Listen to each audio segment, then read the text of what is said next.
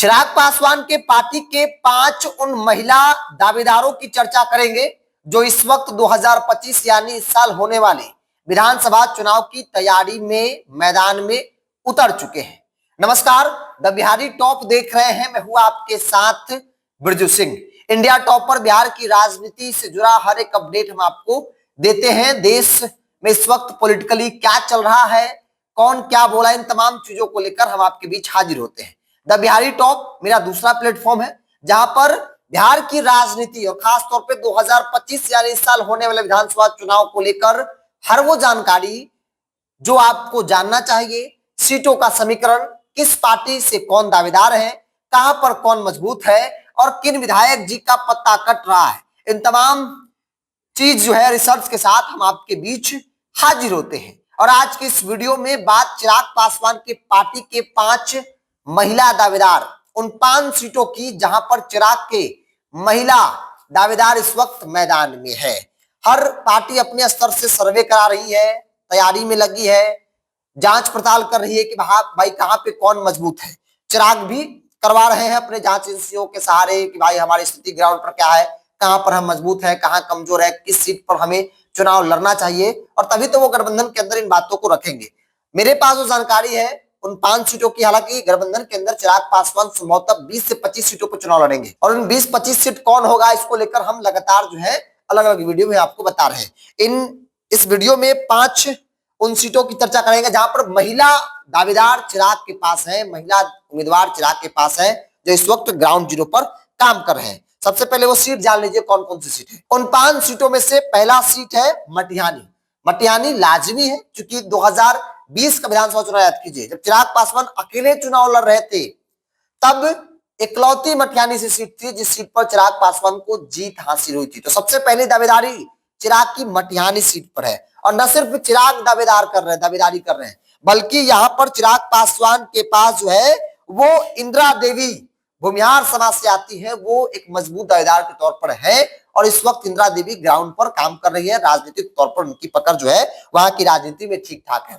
जातीय समीकरण के हिसाब से भी चूंकि मटिहानी में भूमिहारों की ठीक ठाक आबादी है और मटिहानी से जो विधायक है राजकुमार सिंह, वो इस वक्त नीतीश कुमार के खेमे में है। चिराग पासवान को उन्होंने छोड़ दिया है। तो चिराग भी चाहते हैं कि इन किन प्राकिन सबसे पहला सीट मटिहानी का होगा। मटिहानी सीट तो हम लड़ेंगे ही लड़ेंगे और वहां से उम्मीदवार भी मेरा दूसरा होगा, मतलब मटिहानी के सिटिंग विधायक को वो सीट नहीं देंगे क्योंकि वो जीते मेरे सिंबल पर और भाग गए।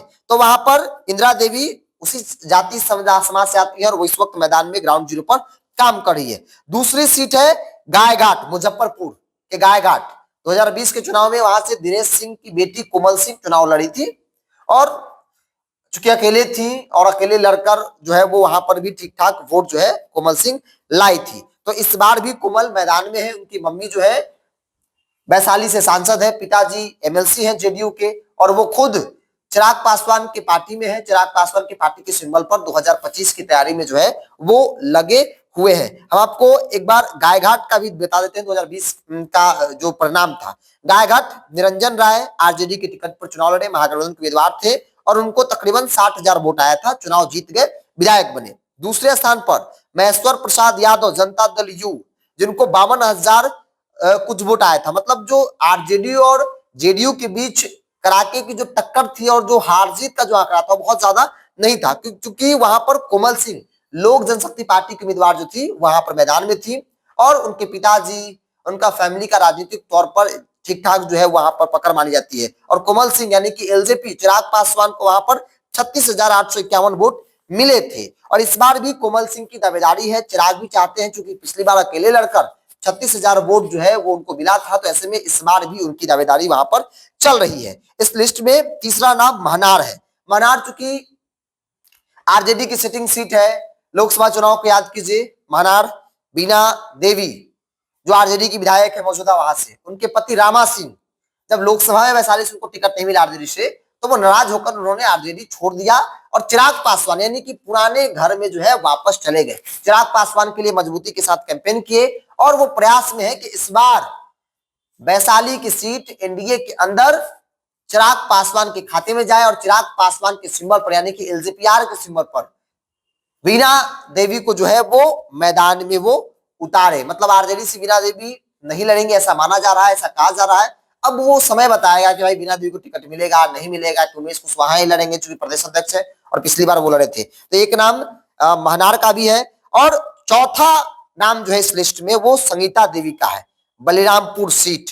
बलिरामपुर से पिछली बार भी संगीता देवी जो है वो चुनाव लड़ी थी, इस बार भी उनकी दावेदारी है। अब देखिए 2020 के चुनाव परिणाम को समझ लीजिए।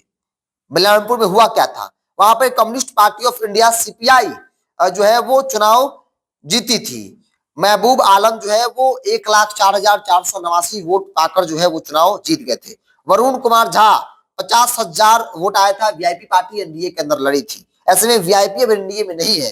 तो तीसरे स्थान पर जो 9,000 वोट एलजेपी को आया था, संगीता देवी को आया था, वो इस वक्त भी मैदान में है। और चिराग चाहते हैं कि वीआईपी की सीट की जगह जो है, चूंकि वीआईपी तो है नहीं, तो उस सीट पर अब एलजेपी जो है, चूंकि एलजेपी पिछली बार लड़ी थी, तो इस बार भी एलजेपी को एनडीए के अंदर सहमति जो है वो बन जाए।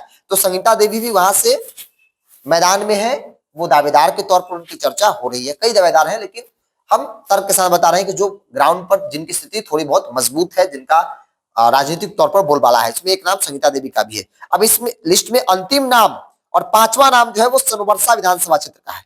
सोनबरसा सरिता पासवान, पिछली बार चुनाव सरिता पासवान लड़ी थी, चूंकि रिजर्व सीट है, और यहां से बिहार सरकार में मंत्री रत्नेश सदा जेडीयू के वो विधायक हैं। लेकिन इस बार कहा जा रहा है कि कुछ सीटें जेडीयू की, जहां चिराग की नजर है, और चिराग चाहते हैं कि गठबंधन के अंदर ऐसा होता है जब सिटिंग सीट सहयोगी दलों को छोड़ दिया जाता है, तो हो सकता है कुछ जेडीयू की सिटिंग सीट भी चिराग को मिल जाए, और कुछ भाजपा का सिटिंग सीट जदयू को मिल जाए। ये फेरबदल आमतौर पर होता है। सरिता पासवान इस बार भी मैदान में है, इस बार भी दावेदार है। पिछली बार उनको 13,000 वोट आया था जब लोजपा अलग लड़ी थी चुनाव, अकेली लड़ी थी चुनाव। इस बार भी सरिता चाहती है कि भाई, चिराग भी चाहते हैं कि इन सीटों पर चुनाव लड़ा जाए, क्योंकि चिराग पासवान दलितों की राजनीति करते हैं, दलितों की पार्टी है, और ऐसे में चिराग को जो सीटें मिलेगी उसमें आप देखिएगा कि बड़ी संख्या में रिजर्व सीट भी होगी।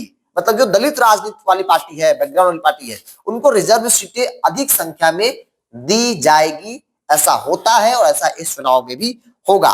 तो हो सकता है रत्नेश सदा को कहीं एडजस्ट किया जाए, रत्नेश सदा को आराम करने बोला जाए, रत्नेश सदा को किसी दूसरे तरीके से उनको जो है वो संतुष्ट कर दिया जाए, एमएलसी बना दिया जाए, कुछ भी हो सकता है। क्योंकि दलित समाज से आते हैं तो ऐसे में नाराज नहीं करना है। नीतीश कुमार भी चाहते हैं, नीतीश कुमार 10 के रिकॉर्ड को तोड़ना चाहते हैं, और इसलिए जो फटेबल करना पड़े वो करने को तैयार है। क्योंकि कई बार के जो विधायक हो जाते हैं उनके खिलाफ जाहिर सी बात है कि माहौल बन जाता है। तो नीतीश वैसे विधायकों को ड्रॉप कर सकते हैं, वैसे विधायकों को आराम करने बोल सकते हैं। इसमें एक नाम रत्नेश सदा का भी है, और यहाँ पर एलजेपी की भी दावेदारी है। सरिता पासवान सोनबरसा से तैयारी में है। तो हमने आपको 5 सीट बताया। चिराग पासवान की पार्टी के 5 महिला दावेदार की चर्चा की, जहां पर इस वक्त चिराग की तैयारी जो है, उनकी पार्टी की तैयारी चल रही है। हालांकि इस तैयारी तो बहुत सीट पर चल रही है, अलग अलग फेज में आपको बता रहे हैं। इसमें सिर्फ और सिर्फ महिला दावेदार की चर्चा जो है वो हमने किया है। बहरहाल इन दावेदारों को लेकर आपका क्या मानना है, आप अपनी राय को कमेंट बॉक्स में रखिए। अगर आप मेरे चैनल को यूट्यूब पर देख रहे हैं तो सब्सक्राइब कर लीजिए, फेसबुक पर देख रहे हैं तो पेज को लाइक और फॉलो कर लीजिए।